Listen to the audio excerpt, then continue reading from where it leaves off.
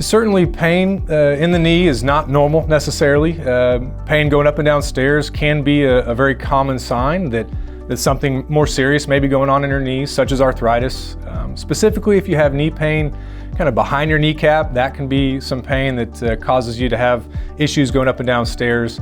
So certainly I think that is something that is worth talking to your doctor about. Some other things that I think would be helpful to talk to your doctor about would be pain first thing in the morning.